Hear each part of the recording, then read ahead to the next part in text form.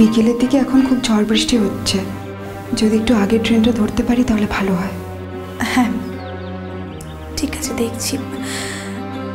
কিন্তু দিদি শুধু একটা কথার উত্তর দাও তো। কি বলো? দিদি, আমাদের উপর তুমি রাগ করনি তো? দেখো, ছোট একটা আলাদা মানুষ, আমরা আলাদা মানুষ, আমরা প্রত্যেকে আলাদা। ছোটুর সঙ্গে আমাদেরকে মিশিয়ে তুমি তোমার মনে কোনো রাগ রেখো না আমাদের জন্য। আমি তোমাদের উপর রাগ করিনি বৌদি, আমি ঐতিহ্যের উপরেও কোনো রাগ করিনি। এটা ঐতিহ্যের বাড়ি, ওর তো মতামত থাকতেই পারে। আর এই কথাটাও তো সত্যি যে আমি ওর হাত ধরেই তোমাদের বাড়িতে এসেছিলাম, ওর জন্যই তোমাদের সাথে আমার পরিচয়। সেখানে ওই যদি না চায় আমি তোমাদের বাড়ি যেতে পারি না, অন্য কিছু নয় বৌদি। ও যদি লেখাপড়া করে একটু নিজের পায়ে দাঁড়াতো তাহলে আমি অনেককে অনেক কিছু বলতে পারতাম, অনেক উত্তর দিতে পারতাম। ও যদি না চাইতো আমি ওর জীবনে আসতাম না, কিন্তু বন্ধু হিসেবে অন্তত আমি অনেককে এইটুকু উত্তর দিতে পারতাম। ছোট যে দুষ্কৃতী নয়, ও যে আমাকে ইচ্ছে করে কিডন্যাপ করে নিয়ে আসেনি, এই কথাটা আমার অনেককে বলার ছিল বৌদি। সেই সুযোগটা যদিও আমাকে দিত তাহলে আমি খুব খুশি হতাম, তাতে ওর তো কোনো ক্ষতি হতো না। কিন্তু আমি অনেকের কাছে বড়াই করে বলতে পারতাম যে একটা মানুষকে দেখেই, তার বাইরের কার্যকলাপ দেখেই তাকে জাজ করা উচিত নয়।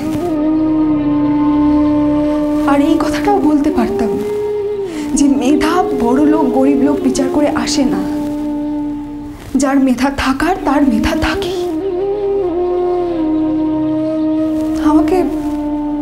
আমাকে সবার কাছে হারিয়ে দিল। আমার অনেকের কাছে অনেক কিছু বলার ছিল, সেটাও আমাকে বলতে দিল না। আমি হেরে গেলাম। দিদি, দিদি তুমি কষ্ট পেও না, তুমি কষ্ট পেও না দিদি। লক্ষ্মীটি আমার, তুমি দয়া করে এখানে আসো। তো তোমার কি দরকার আছে বলো তো এখানে আসা? তুমি যদি এখানে না আসো তোমার কি এসে যায়? তুমি আরো অনেক লেখাপড়া করবে, বিদেশে চলে যাবে, কত সুন্দর জীবন হবে তোমার। মনের মতো উপযুক্ত ছেলেকে তুমি বিয়ে করবে, সুখে শান্তিতে সংসার করবে। কি এসে যায়? কোথাকার ছোট তোমাকে অপমান করেছে বলে তোমার কি এসে যায় বলো তো? হয়তো কিছু এসে যায় না বৌদি, আবার হয়তো অনেক কিছুই এসে যায়। জীবনে বিদেশ যাওয়াটা তো বড় কথা নয়, আর উপযুক্ত কাউকে বিয়ের কথা বলছো। আমি হয়তো বিয়েটাই করতে পারবো না জীবনে কোনোদিন, তাতেও আমার ঐতিহ্যের উপর রাগ হতো না, কোনো রাগ হতো না। শুধু যদি এই অপমানটাও না করতো আমাকে, তাহলে আমার জীবনে ওকে একটা সুন্দর স্মৃতি করে আমি রেখে দিতাম। ঐতিহ্যের স্মৃতির সঙ্গে আমার সারা জীবন অনেকটা যন্ত্রণা মিশে থাকবে। এই যা। আসতে পারি?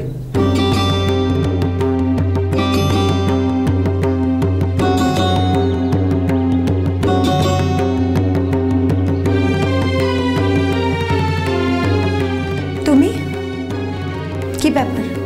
না, ডিটির সঙ্গে আমার একটু কথা বলার ছিল।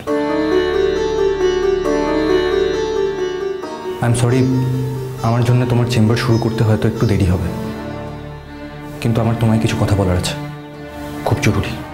আমার কালই তোমার সঙ্গে সব কথা শেষ হয়ে গেছে ঐতিহ্য। না,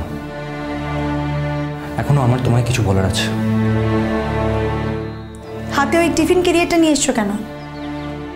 মা দিয়ে দিল, রান্না করছিল, বলল দিঠির খাবার আছে এতে।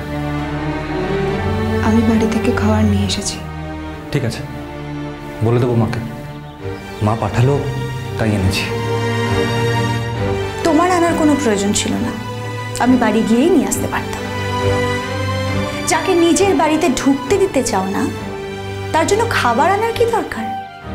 এই নাটকটা তুমি না করলেও পারতে ছোট।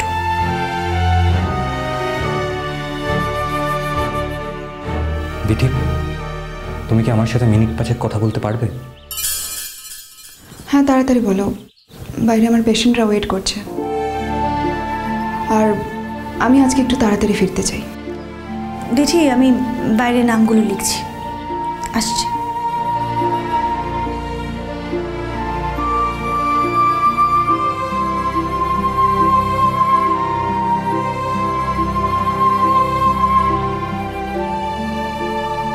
বসতে পারো।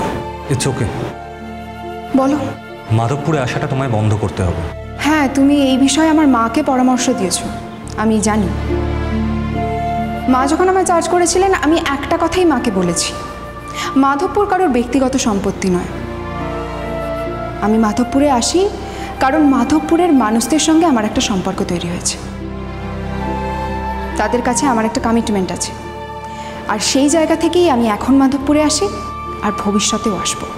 তুমি এই পাগলামোটা কেন করছো আমি বুঝতে পারছি না দিঠি। তোমার মাধবপুরে আসার সূত্রটা তো আমি। একদিন তুমি ছিলে, নিশ্চয়ই ছিলে। আজ সূত্রটা শুধু তোমার মধ্যে সীমাবদ্ধ নেই। এখন আমি মাধবপুরে আসি মাধবপুরের মানুষদের গুণে। কোনোদিন যে তোমার বিপদ ঘটবে না সে বিষয়ে কিন্তু গ্যারান্টি করা যায় না। বিপদ ঘটলে তো ঘটতেই পারে, বিপদ যে কোনো জায়গাতেই ঘটতে পারে। আমি ট্রেনে করে যাতায়াত করি, সেখানেও বিপদ থাকতে পারে। আমার অ্যাক্সিডেন্ট হতে পারে ট্রেনে, রাস্তায় দুষ্কৃতীরা ধরতে পারে, অনেক কিছু হতে পারে। হ্যাঁ, তো বিপদের কথা চিন্তা করলে তো কাজ করা বন্ধ করে দিতে হয় না, রাস্তায় বেরোনোই বন্ধ করে দিতে হয়। তাহলে তো ঘরে বন্ধ হয়ে থাকা উচিত, তাই না? তুমি আমার কথাটা শুনবে না তাহলে? কথা শোনার মতো কি সম্পর্ক তোমার সাথে আমার আছে বলে তুমি মনে করছো? না, মানুষ কার কথা শোনে? যার সাথে তার একটা সম্পর্ক আছে। যে সম্পর্কটাই নেই, যে সম্পর্কটা মৃত, অন্তত তোমার কাছে যে সম্পর্কটা মৃত, সেই জায়গায় দাঁড়িয়ে তুমি তোমার কথা কেন আমাকে শোনানোর চেষ্টা করছো, এটা আমি বুঝতে পারছি না ঐতিহ্য। শোনো দিঠি, একটা কথা আমি তোমাকে কোনোদিনও বলতে পারিনি। দেখো, এটা সত্যি যে সাময়িকভাবে আমি তোমার প্রতি হয়তো একটু দুর্বল হয়ে পড়েছিলাম, কিন্তু আমি তোমায় কোনোদিনও ভালোবাসিনি দিঠি। আমি কি তোমার থেকে ভালোবাসার ভিক্ষা চেয়েছি যে তুমি এই কথাটা আমাকে বললে? তুমি আমার সঙ্গে দেখা করতে চাওনি, তাই এই 2-2.5 বছরে আমি তোমার সঙ্গে দেখা করতে যাইনি ঐতিহ্য। তুমি অনুমতি দাওনি, আমি তোমার সঙ্গে দেখা করিনি। এমনকি তুমি জেল থেকে ছাড়া পাওয়ার দিনও তোমার বাড়ির লোক বারবার করে বলা সত্ত্বেও আমি কিন্তু যাইনি ঐতিহ্য। না মানে আমার মনে হলো তোমার সত্যি কথাটা জেনে রাখা দরকার। তুমি হয়তো ভাবো আমি মনে মনে তোমায় ভালোবাসি আর বাইরে এরকম একটা বর্ণ করে থাকি, কিন্তু তা সত্যি নয় দিঠি। তোমায় ভালোবাসলে আমি নিশ্চয়ই। আমি তোমার ভালোবাসা চাই না ঐতিহ্য। ভালোবাসা কখনো ভিক্ষে করে পাওয়া যায় না ঐতিহ্য। আমি কোথায় যাব কোথায় যাব না সেই বিষয়টা তুমি কন্ট্রোল করতে এসো না।